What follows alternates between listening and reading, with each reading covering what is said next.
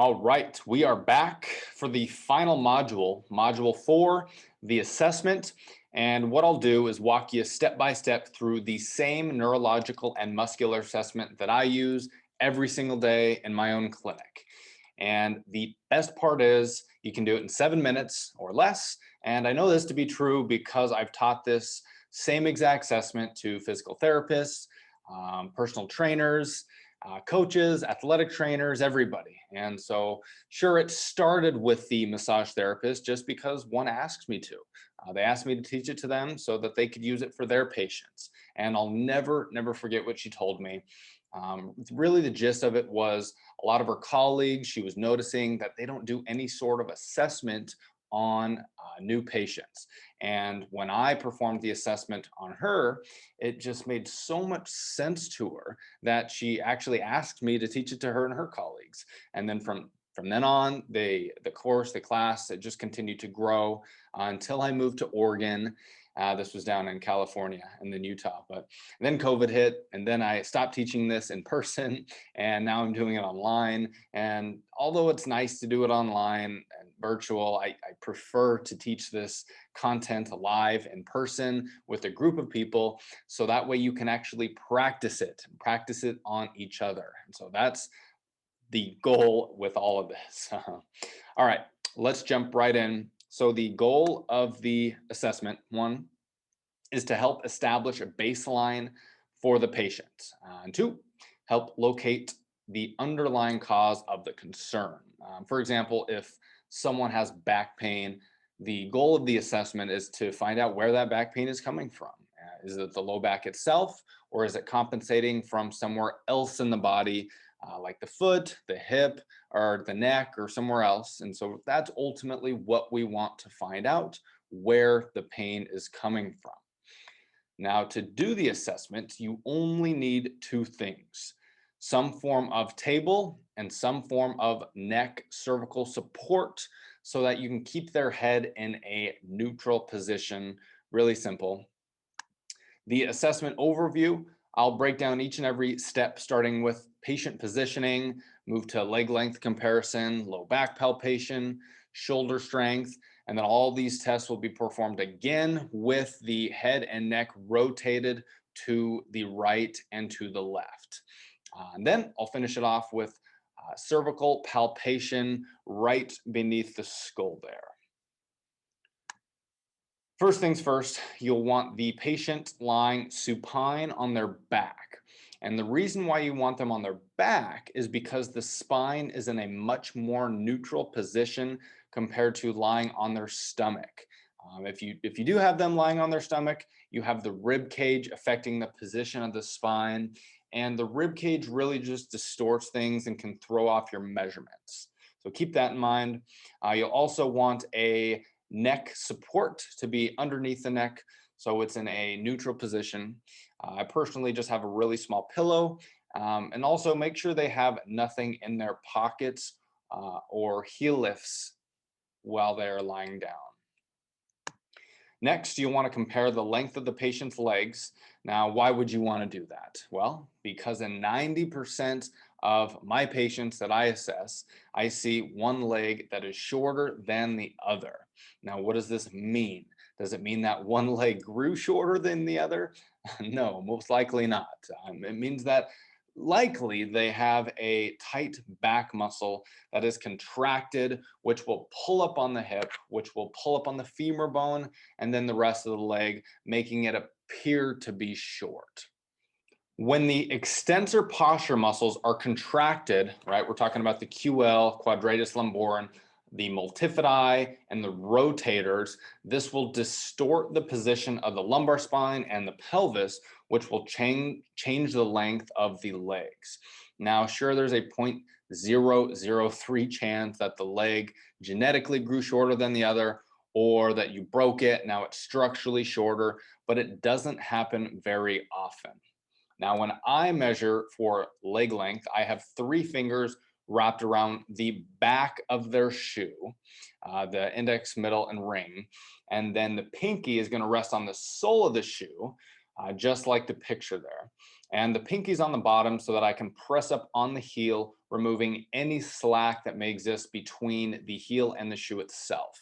And if the patient does not have shoes, it'll make this test a little bit more difficult because you're using the ball of the heel as a baseline, which is not as accurate as a flat shoe heel. Same thing, flip-flops can also be challenging and deceiving just because of the foam and other aspects like that. So ultimately, you want to do your best to keep everything reproducible, and the shoes are the easiest way to do that. Also, if you see a lot of foot flare from one side, you know that they probably have a lot going on with the glutes, the external rotators. Just be sure to remove the foot flare on the leg that is flared out so that you can, again, match the feet, mirror imaging one another. Again, all about reproducibility and consistency here. Next, after you look at the legs, what you want to do is move up to their low back, and you want to test to see which side is tighter than the other. Now, especially if they have a short leg, I'm expecting the posture muscles to be tight on that same exact side. So if the left leg was pulling short, most of the time, I would also find that that posture muscle on the left side is also going to be tight, right? Tight muscles, tight back muscles pulling up on the hip, pulling up on the femur, and then pulling up the rest of the leg. Now, occasionally you may find the opposite side tight as far as the low back goes. For example, if you see a short left leg and you palpate their lower back and you find the right side is tighter, just know that you've got a more complex case. Instead of the back muscle pulling up on the hip, it's more so rotating and twisting the hip. Again, more of a rotational problem compared to the more simple linear tilt. Now, my hands are on the L3 area, and I'm lifting up the back muscles, comparing right to left, comparing again, the spinal extensors here, QL, multifidi, rotators. Now, keep in mind, your posture muscles are designed to keep you upright when you are standing. They should not be activated or tight when you are lying down. If they are, this is some sort of neurological muscle imbalance that is going on. So ultimately, note which leg is short, note which side of the low back is tighter, and then move up to the shoulders. Jumping ahead of myself. Now, again, what you'll be doing is comparing right to left and shoulder strength right to left. So you'll tell the patient to make a fist and reach out their arm, stick it straight out, and then you'll stand on one side, applying pressure just below the wrist, asking them to resist. And then you'll switch sides, switch arms, and note which side is the weaker side. If there is a weak side, which most of the time there is, it would be fair to think at this point some sort of shoulder problem. But before you jump to conclusions, we want to ask them to turn their head. Simple, right? Ask them turn their head to the left or to the right, and then test the weak arm again. So you're testing the same arm, weak arm, with cervical rotation. And if cervical rotation does in fact affect the strength of the shoulders in any capacity, you know that there's some sort of underlying neck problem that is affecting the shoulder.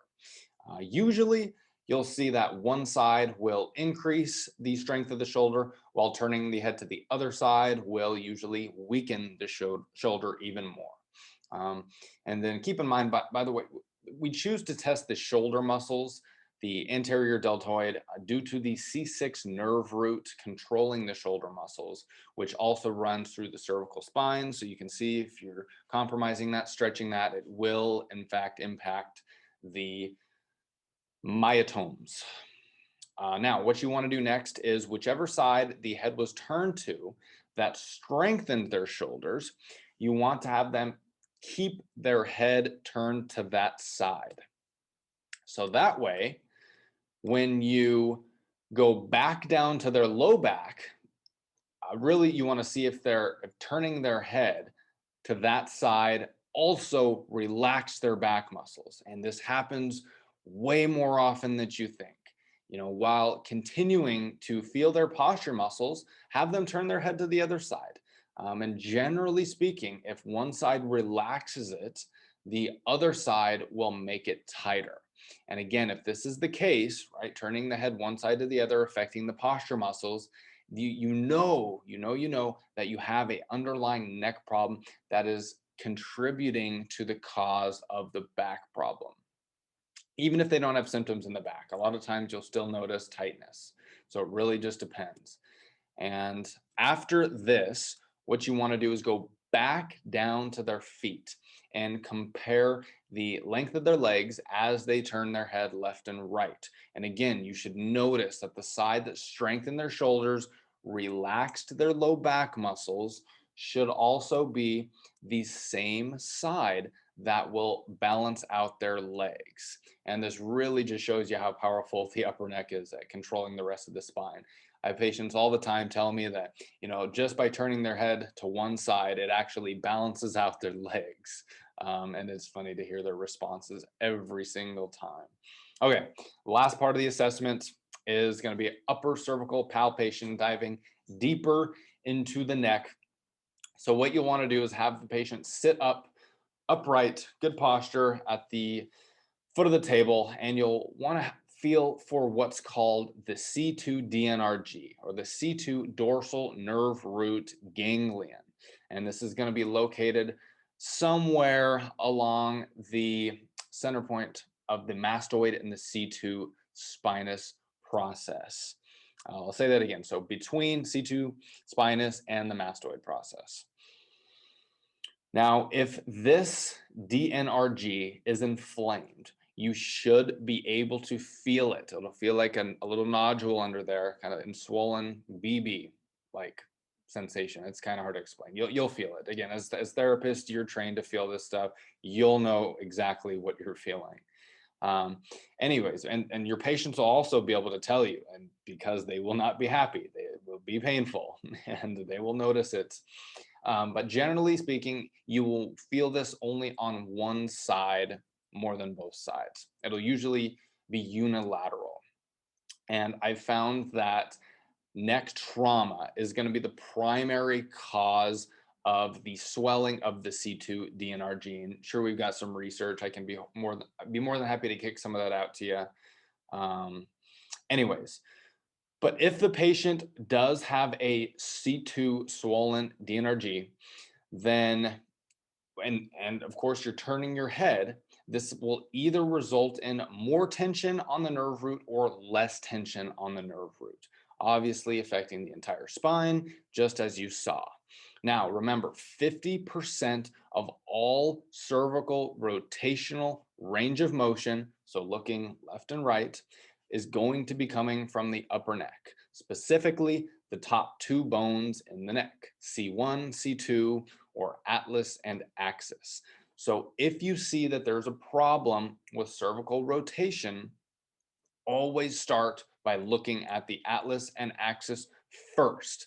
And of course, the muscles that are attached to them. The suboccipital muscles, as we kind of discussed, being the most sensitive muscles in the entire body. Okay, so that really wraps up the assessment. It's pretty simple. In summary, if you get one thing from this assessment presentation, it's this. I mean, if your patient is lying on their back and they turn their head from left to right and you notice a change throughout the rest of their body, then you know it would be a good idea to palpate their neck on both sides, right underneath the base of their skull. Search for that DNRG, see if it's swelling.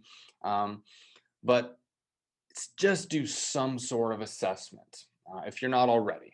And I'm telling you, your patients will appreciate you doing some sort of evaluation, whether you choose to use this assessment, use bits and pieces of it, use your own, just something, right? The therapists that I speak with always tell me that their patients love it and they find it really informative. They can tell that you care. it's just a win-win. It only takes 7 minutes. Again, it's super powerful.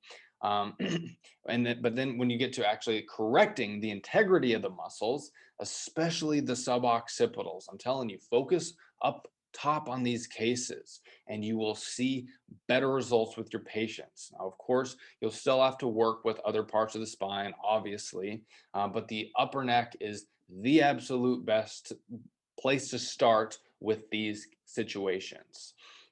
Now, if you are working on the neck, suboccipitals, and you still aren't getting as good of results as you expect, I'd be more than happy to take a look at them, co-manage the case with you by evaluating the structural aspect of the upper cervical spine. From my perspective, I'd be taking 4 X-rays, seeing exactly where the head and neck bones are positioned, and of course would be using spinal software to measure and analyze everything from the occiput, the atlas axis, all the way down to C7. I'm telling you, if you want to correct the position of the upper cervical spine, you need X-rays. The rest of the spine, not as much. But with every massage therapist that I work with, I always send the patient right back to you and recommend soft tissue, especially work on the suboccipitals, in addition to the work that I do. It's just a powerhouse team and I love it. The patients love it, right? If they're getting better faster, that's what it's about. And they will be patients for life. Okay. I missed a couple slides there.